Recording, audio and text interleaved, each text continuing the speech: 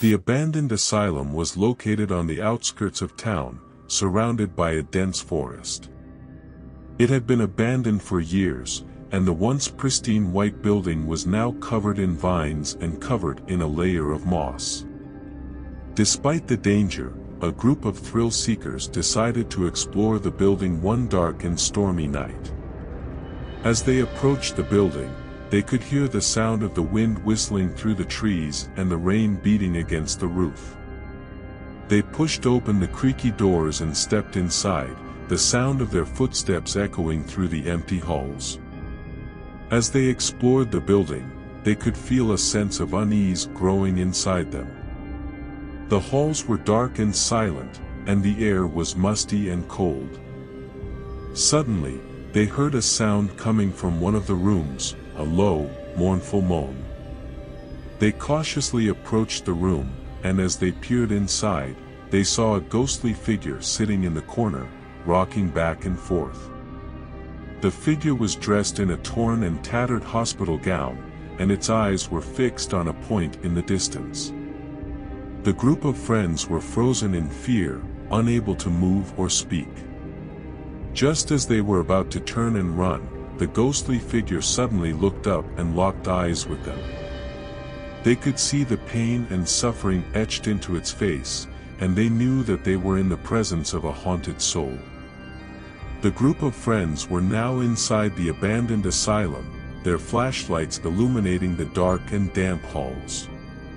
They started exploring the building, taking turns peeking into each room and discussing their findings.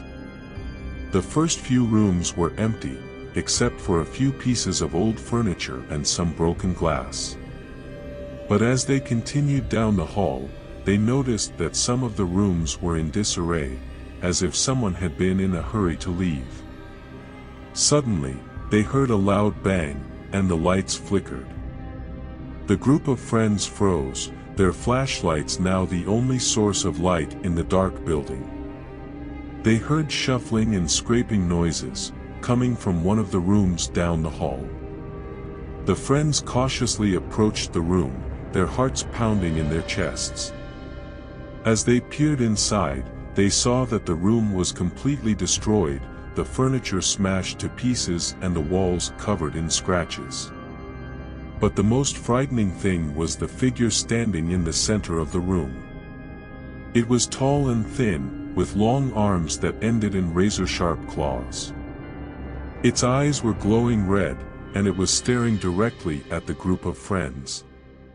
The friends turned to run, but the figure was too fast. It was upon them in an instant, its claws slicing through the air. The friends screamed and tried to fight back, but it was no use. The figure was too strong, and they were too weak. They could feel its hot breath on their necks, and they knew that they were going to die. But just as they were about to give up hope, they heard a strange sound coming from the other side of the room. It was a low, humming noise, growing louder and louder. The figure stopped attacking, its attention now focused on the source of the noise. The friends used this opportunity to make a break for it, running as fast as they could through the dark halls. The group of friends continued their exploration of the abandoned asylum, their flashlights casting eerie shadows on the walls. As they walked down one of the halls, they noticed a strange light coming from one of the rooms. They cautiously approached the room, and as they peered inside, they saw a ghostly figure sitting in a rocking chair by the window.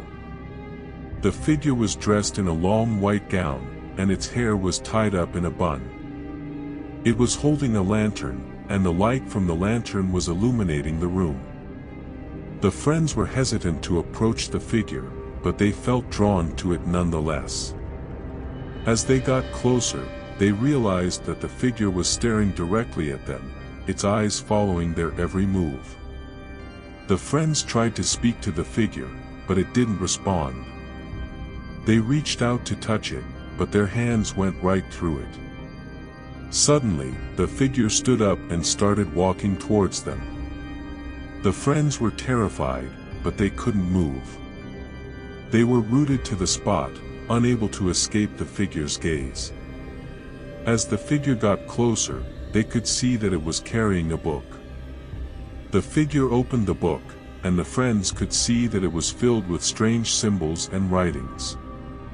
The figure started reading from the book, and as it did, the room started to change. The walls started to close in, and the air grew colder. The friends could hear the sound of whispers, coming from all around them.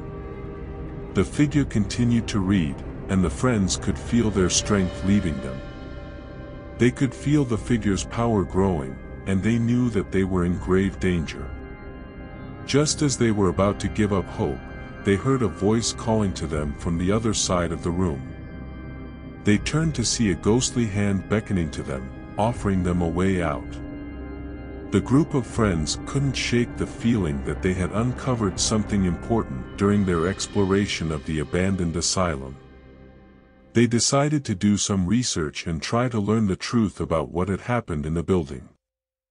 They visited the local library and found some old newspaper articles about the asylum. They learned that the asylum had been built in the late 1800s, and that it had been a place of great suffering and pain. The patients had been subjected to cruel and inhumane treatments, and many had died as a result. The friends also found out that the asylum had been closed down after a series of strange and unexplained deaths. The patients had all died in the same room, and no one had been able to figure out what had caused their deaths. The asylum had been sealed up, and it had remained abandoned for many years. The friends were determined to find out more about the mysterious deaths, so they decided to go back to the asylum and explore it further. This time, they were more prepared, and they were determined to uncover the truth about what had happened. As they walked through the dark halls, they felt a sense of dread growing in their stomachs. They soon came to the room where the patients had died, and as they entered, they could feel the air getting colder. Suddenly, they heard a strange sound coming from the corner of the room. They cautiously approached, and as they got closer, they could see that there was a ghostly figure sitting in a rocking chair. The friends were deeply shaken by their experience in the abandoned asylum. They had uncovered the truth about what had happened there, but they had also seen something truly terrifying. They tried to put the experience behind them and go back to their normal lives, but they found that they couldn't shake the feeling of unease. Days went by, and the friends started to experience strange and frightening things. They heard strange noises in their homes at night, and they felt like they were being watched. They began to fear for their lives, and they didn't know what to do. One day, one of the friends received a mysterious package in the mail. It was from the ghostly figure they had encountered in the abandoned asylum. The package contained a note that read, "I have come for you. You cannot escape my wrath." The friends were terrified, and they didn't know what to do. They decided to consult with a local paranormal investigator, who told them that the ghostly figure was seeking revenge for what they had uncovered in the asylum. The investigator told them that the only way to stop the ghost was to return to the asylum and perform a ritual to lay the spirit to rest. The friends were scared, but they knew that they had to do what was necessary to protect themselves and their families. They went back to the abandoned asylum, and they performed the ritual as instructed. The ghostly figure appeared once again, but this time, it was weak and powerless. The friends were able to lay the spirit to rest, and they finally felt free from the fear that had been haunting them. Although the friends were relieved to have laid the spirit to rest, they still had many unanswered questions. What had caused the strange and unexplained deaths in the asylum all those years ago? And why had the ghostly figure targeted them? The friends never discovered the answers to these questions, and the mystery of the abandoned asylum remained unsolved. They knew that they might never understand what had truly happened in that dark and creepy place, but they also knew that they would never forget their experience there. The abandoned asylum would always be a haunting reminder of the unknown and the inexplicable, and the friends would always be left to wonder about the mysteries that lay within its walls.